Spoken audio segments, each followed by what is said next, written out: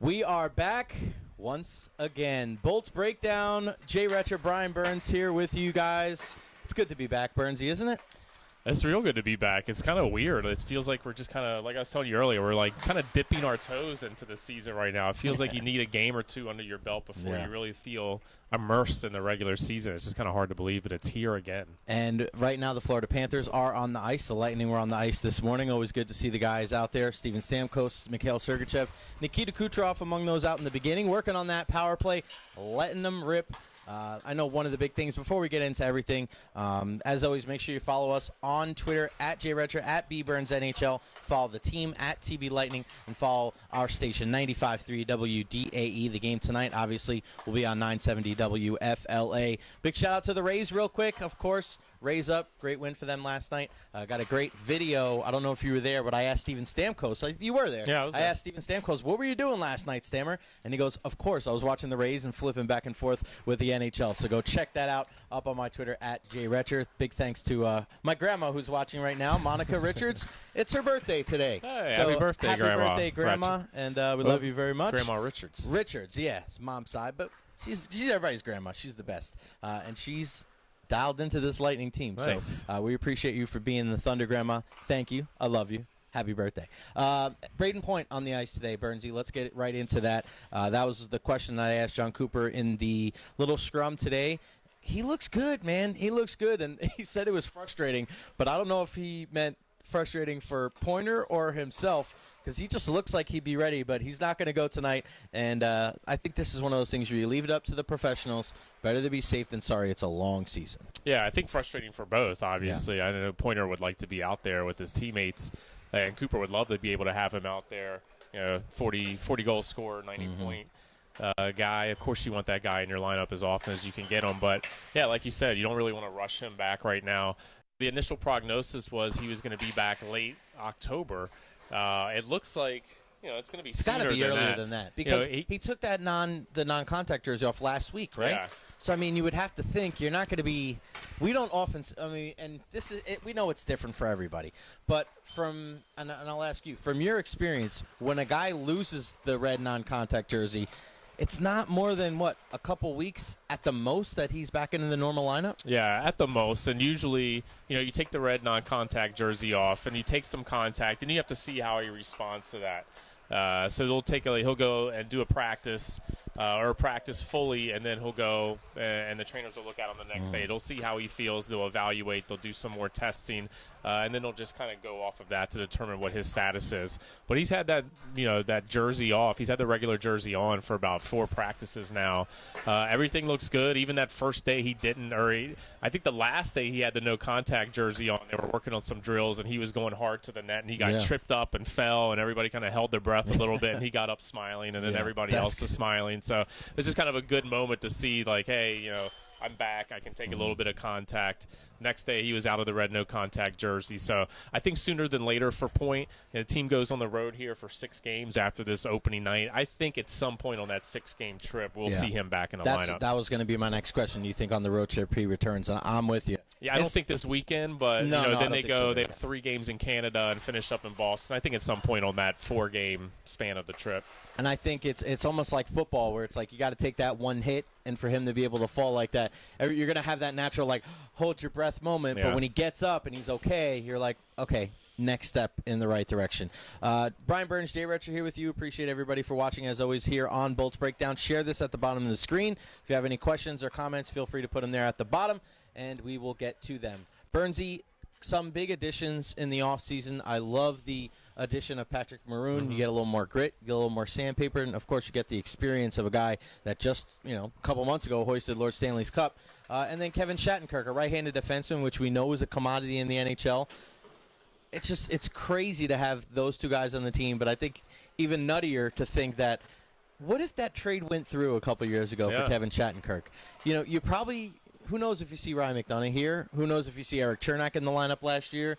It's you're losing a prospect at that point. Exactly, if you trade for him, you're giving up a pick. You're probably giving up a prospect. So who would that prospect have been?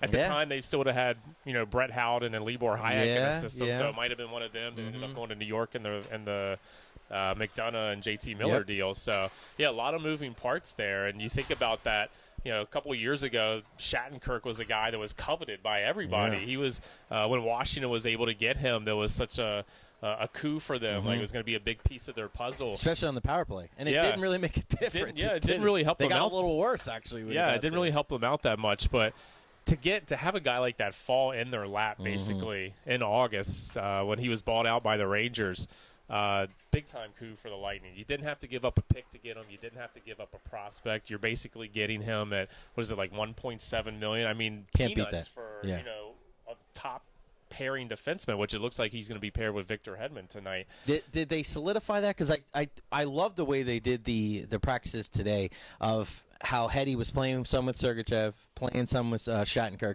I got a video of that. I'm going to put it up on my Twitter a little bit, and I was asking him what the difference was. And he's like, not really much. I just got to still continue to play my game. But you think going into tonight's game, that first pairing, Hetty and Shattenkirk? Yeah, all the indications seem to be it's going to be Hedman and Shattenkirk. Sergachev going to be back on that third pairing with Braden Coburn. Of course, McDonough and Chernak. That's kind of, that pairing, that's kind of that shutdown Bolts pair that we've seen last year when Chernak came into the league, and they had such good chemistry with McDonough. No complaints there. Seems like everything else just kind of revolves around those two. Like McDonough, Chernak, that's the constant. Everything else revolves around what those guys are doing. Shatty 50 points this year from Bob Guess. Bob, good to have you back, man. And he's getting time on that second power play. Yes, we've seen it so far. Shattenkirk quarterbacking the second power play. Mikhail Sergachev's been out there too. He's been in the right circle, kind of in the Nikita Kucherov role, and he's been firing some one-timers over there. That's the first thing that I saw today when I walked in, and it was Kuch setting up Sergachev to let him rip. Yeah. Really good stuff. Brad Barrick, you know the deal, brother. Ghost Bolts from Spokane, Washington. Tyler Johnson. I was talking to Tyler Johnson this morning about the Seahawks-Rams game tonight, and I said, big game tonight for the Hawks. He goes, yep, but a bigger one here in Amalie Arena. That's my man, Tyler Johnson. Shout out to Judy in Daytona Beach. As always, here on Bolts Breakdown with Brian and myself. We want to hear from you. Where are you watching from? I think it was last year. I got to do the math. It was over 80 countries in the world watching Bolts Breakdown last year, all 50 states. It was almost 500,000 views last year on Bolts Breakdown. You guys do awesome. Be the Thunder. That's not just something that just a lame cliche. You guys really do it. And it's that global. It's that distant Thunder. We appreciate you guys. So there, put it at the bottom of the screen where you watch it from. And also share this on your Facebook. Spread the word. And shout out to the folks over at Thunder Pot Pie. That's one of the Facebook groups. I don't know if you follow. Go check them out when you get a chance. Check them out. Stephanie and the group over there. I met them actually during FanFest. Really, really down to earth. Really just starving, hungry Lightning fans. We love you guys. Shout out to Steve in Indianapolis and then Sandy in South Tampa. Let's talk a little Patrick Maroon. Love Patrick Maroon, bringing him on the team. I love that he scored big goals. We saw the double overtime winner. And I like that he's played with stars. You know what I mean? He's played for a couple different teams when he was with the Ducks, and he played with guys like Corey Perry and Ryan Getzlaf. So he knows, I always say, greatness knows what greatness looks like, and I also think winners know what winning hockey looks like. Mm-hmm. So having a guy like that who just came off of a Stanley Cup run, I think is going to prove very valuable, and it's very similar to what we got with Brendan Morrow a couple years ago, but I think Maroon has a little bit more left in the tank than Brendan did. Yeah, absolutely, and it's just such a physical presence, from the top of the circles down, and he's got great hands. Yeah. Really protects the puck well, really good in corners, really good in front of the net. And you talk about playing with superstars. He's going to get an opportunity on that first power play unit for the Lightning. This is a power play that really didn't need much tinkering. No. If you look at what they were able to do last year, they set a franchise record for power play goals. They led the league for power play percentage. But if you remember Brian Boyle here a couple years ago, he was very effective on that top power play unit, just being a guy around the net, creating space, taking the eyes away from the goalie, being a guy that's ready to pounce on pucks and show some of those good hands from in tight spaces. I think that's what you're going to see from Pat Maroon this year. Everything we've seen so far has him on that first power play unit. And I think even when Braden Point gets back, we've seen Tyler Johnson setting up in the slot on that first power play unit. But I think when Braden Point gets back in, you'll see Pointer go back into that slot area where he's been on the power play. Johnny will probably move over to the second power play unit. And I think you're still going to see Pat Maroon working down low. JT Miller did that role for them last year and was really good. Yeah, we saw Andre Palat. He's been doing that role in the second power play unit so far. But I really like what Pat Maroon can bring to that. He brings some experience. He's not afraid to mix it up down there. I really think he's going to do a good job just kind of clearing some space and taking away the eyes of the goalie so Stamkos can fire that one-timer from the left circle.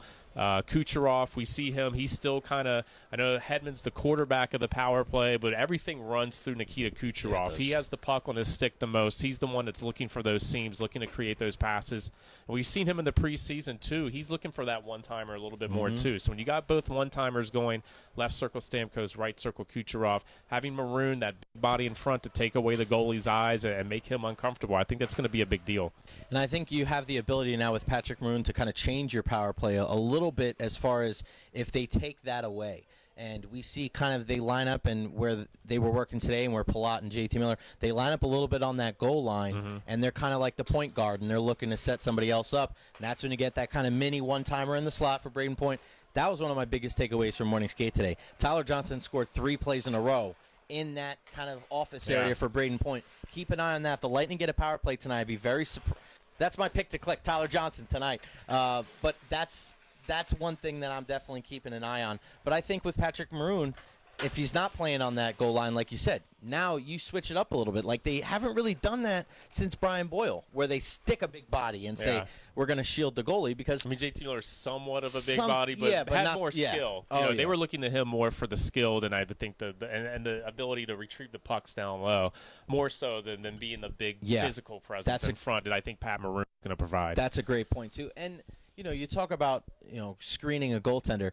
When you work the Lightning's power play like they do, where it's a lot of side-to-side puck movement and it's a lot of one-timers, you're not beating the puck. You know what I mean? So screening is not the big thing because you're trying to beat the goalie side-to-side. So it actually is an advantage for those guys to kind of be on the side of them so you can kind of be that secondary because you got the guy up high and Hedman looking either way or he's going to let it rip. Or you have a guy like Maroon, Palat, or JT Miller did last year on that end line, either looking to set up those guys, maybe go cross-ice to Stammer, or right to the slot there for Braden Point. A lot of, difficult decisions, I guess, for the goaltender. It's a great problem to have if you're the Tampa Bay Lightning, that is for sure. Brian Burns, Jay Recher here with you on Bolts Breakdown. Feel free to put it there at the bottom of the screen where you're watching from and also share this on your Facebook. John Murphy brings up a good point. Want to see more tenacity in front of both nets. I think you're going to get that with a guy like Patrick Maroon. And I think the fourth line is the big thing. Last year we had Julian Brisebois on with Ron Nean. We'll be live here from Amalie Arena starting at 3 o'clock. And he said that the team was tough enough last year on opening night. He thought that guys like Paquette was going to be able to add that little bit of a snarl. We saw his hits jump up. We didn't even really mention Eric Chernak because he wasn't really an option at the time. Wasn't even on the team so that jumped up. But I don't think it's so much about the number of hits, Bernsey, and this is what Zach Blobner was asking me this morning. I think it's just the overall style of play, being more difficult to play against. And that fourth line, and it looks like it's going to be Smith, Witkowski, and Maroon, they're not going to be happy, Florida is, when they see those guys because, they can score, but, I mean, they're there to make life difficult for the other squad. And I think it's making the other team accountable. Like, you're not going to be able to take liberties with some of our superstar players. We saw the ability to drop the gloves during the preseason. I mean, Witkowski got into fights at 2 straight nights against these Florida Panthers. We saw Pat Maroon drop the gloves against Nashville, I believe. I think it was Austin Watson. That he dropped the gloves against. So these guys aren't afraid to stick up for their teammates. I really like the addition of Luke Witkowski. I was really happy when I saw that the Lightning got him back, and looks like he's strictly going to be a forward for this team now. He's not even really playing that hybrid, defenseman. Can he slot in at defense? Can he slot in at forward role? They're looking at him pretty much as a right winger.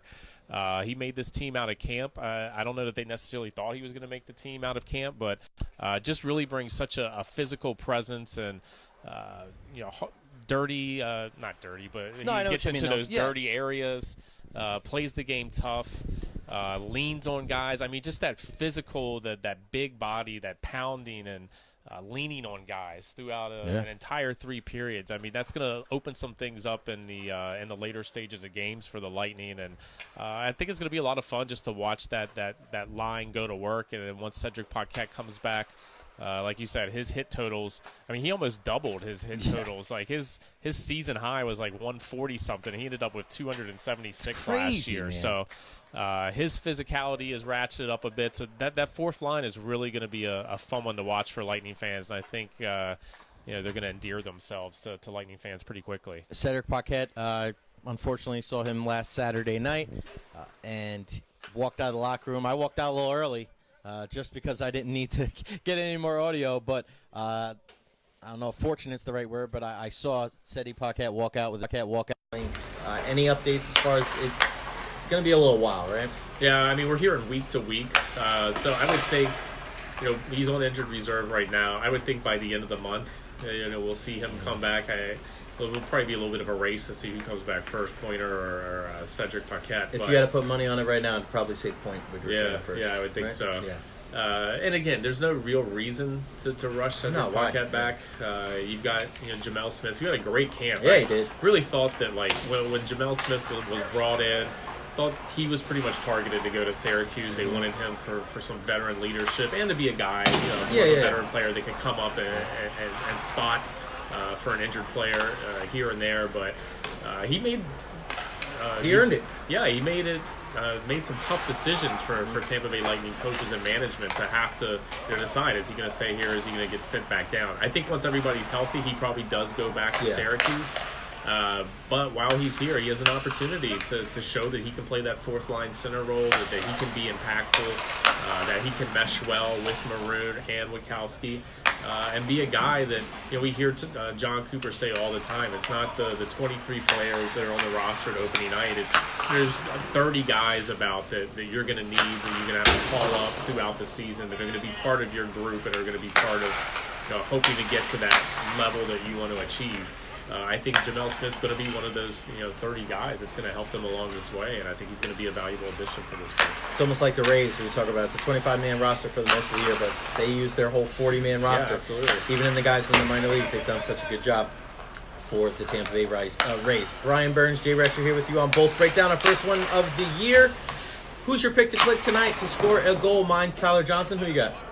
To score the first goal? Yeah. I'll go easy. I'm going to keep Kucherov off. This guy's going out. Actually, let me take that back. I'm going to go Anthony Cirelli. Really like Anthony Cirelli's game. Obviously, everybody likes Anthony Cirelli's game, but he scored shorthanded last year against these guys. It was a 1-0 game going into the third period. He scored a shorthanded goal, got him into overtime. Eventually, the Lightning won in a shootout, but I'm going to go Anthony Cirelli. All right, Won't be shorthanded. It'll be a red even strength. Yeah. I like that. All right, Burnsy, it's time for you. 3 keys to victory for Brian Burns, brought to you by Brian Burns Incorporated. What do you got, man? Right, 3 keys to victory. Got starting fast. That's number one for me, and that doesn't even necessarily mean in tonight's game. you look at the Lightning schedule. Season, 11 of the first 15 games regular season are going to come away from Amalie Arena. Like we said earlier, after this game tonight, you've got 6 games on the road, 6-game road trip. You got the Sweden trip coming up in November. There's really not a lot of home games for this team until you get to the end of November, and even then, it's not even like an extended homestand until you get into like the first couple weeks of December. So, for me, you need to win these games here at home early over these first couple months where you have so few. You need to take advantage of those games. And Stamkos talked a little bit about, like, when you get on the road early in the season, sometimes it can be a good thing for the team. You get away from all the distractions here at home. You go on the road, guys bond together. You kind of figure out what you are as a team. And then hopefully you pile up some wins, pile up some points. You come back home and you're in a good spot in the standings. But I think it's going to be imperative for this team to start off fast. And I think that begins tonight with taking care of business here at home. Number 2 for me is just kind of staying penalty-free. That was something they talked about coming into training camp, where they took too many penalties last year. Kind of went into the preseason as well. They took a lot of penalties, especially in those first couple preseason games. It got better as the preseason went along, but I think that's going to be a big key for this group, is not taking too many penalties. We saw a lot of the stick penalties. Stamkos mentioned the penalties that come in the offensive zone when you're 200 feet away from your own net. Those are penalties that you can't take. Those are the ones that are kind of the boneheaded ones that you want to eliminate. So let's see if something they addressed in training camp. Let's see if it's going to be a work in progress, but let's see if that's something that gets better throughout the season.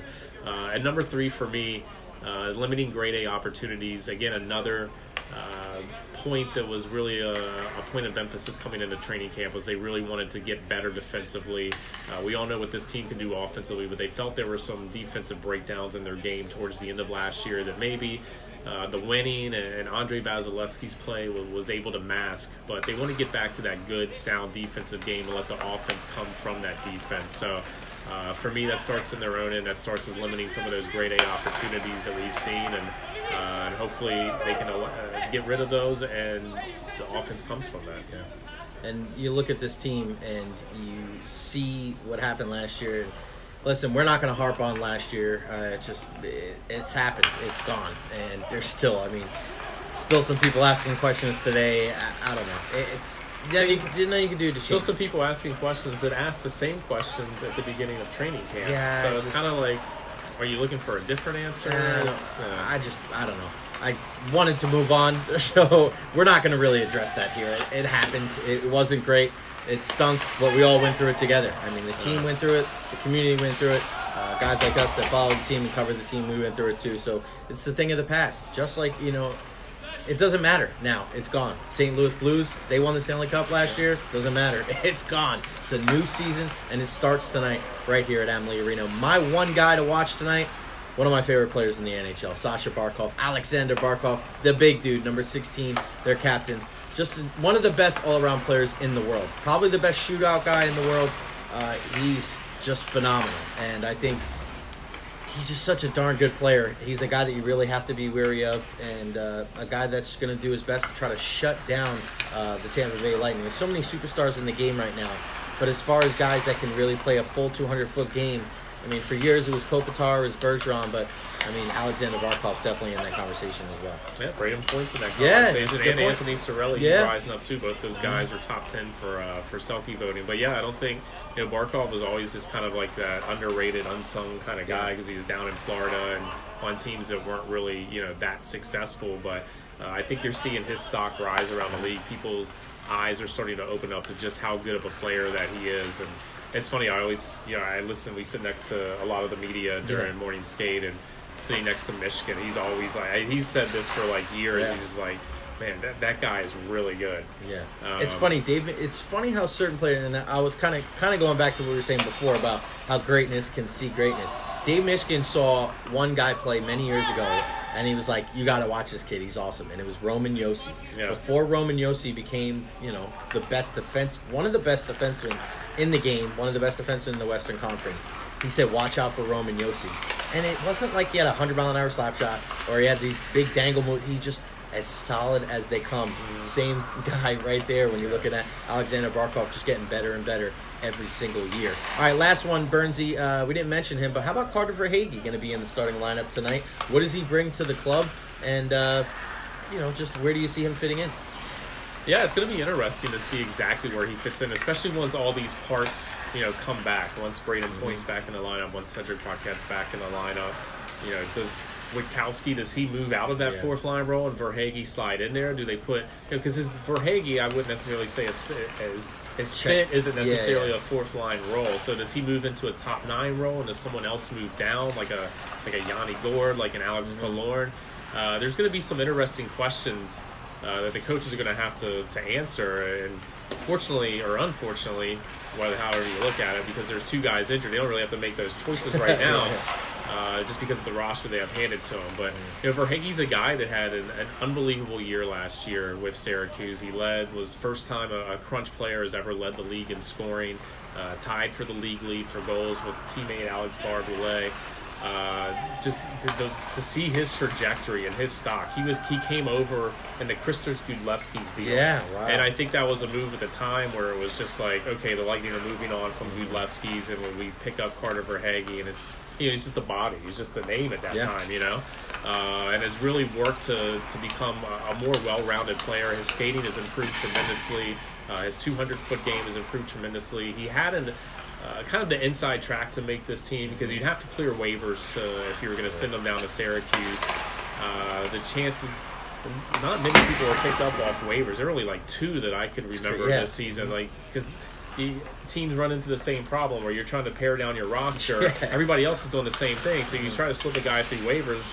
Another team might want to pick them up, but they don't have the roster spot. They're trying to figure out who they need to cut so they can get to their 23. So everybody's kind of in the same situation. But a talent like that, and with the season that he had last year, it would have been really hard for the Lightning to try to slip him through waivers. Fortunately for him, he made his case in the preseason. He led the team in scoring, scored 2 goals, played in 6 of the 7 preseason games, and just really was a presence out there on the ice at all times. And I thought he really combined well with Alexander Volkov when those two were together. They had a good kind of 2-man game going, and just showed that he can play up and down the lineup. He can play with different players, and really good for him. He's going to have about 10 to 15 people here in the stands, he said, tonight. When they go back up to Toronto, the Lightning, a couple weeks from now, he's from that area. He says he's about 40 minutes away from Toronto, so he'll have a good number of friends and family in the stands there. So it's always fun when you see those guys making their NHL debut, especially those guys that the path, hasn't been. It's not a straight line. Yeah, it's not the red carpet's been rolled out for them, and they've just kind of been handed that spot. Like these are the guys that kind of have to earn it. Maybe like similar to a Yanni Gourde from a couple seasons ago, a guy that really had to work to get there, went through the ECHL, went through the AHL. Be a special moment for him tonight. Can't wait to see him on the ice. Can't wait to see all the guys on the ice. That's Brian Burns, beat writer for TampaBayLightning.com. You didn't get a new role title or anything, did you? No. Still same guy? Still same role. Maybe there's some things percolating, but... percolating. Yeah, we'll see what happens. Always love the word percolating. Follow Brian Burns on Twitter, at BBurnsNHL. You can follow the team at TV Lightning. Follow me at Jay Recher. Follow the station at 95.3 WDAE. 7 o'clock puck drops this year, which is good for people that don't want to stay here until midnight. Me too. Remember, you can watch that game on Fox Sports Sun, and you can hear it always up the dial on our sister station, News Radio, WFLA. We're back in action. When's our next Bolts Breakdown? Next Tuesday? Tuesday. Tuesday. No, Thursday. Thursday. Yeah. Because they play what, Saturday? Saturday, Sunday, then it's like 3 days off, and then they play Thursday. I'll be up in Ottawa. Nice. So he'll be north of the border. I'll be down here with you guys, and hopefully we're talking about some Lightning victories and enjoying some Rays wins as well. That's Brian. I'm Jay. We'll see you next time right here on Bolts Breakdown.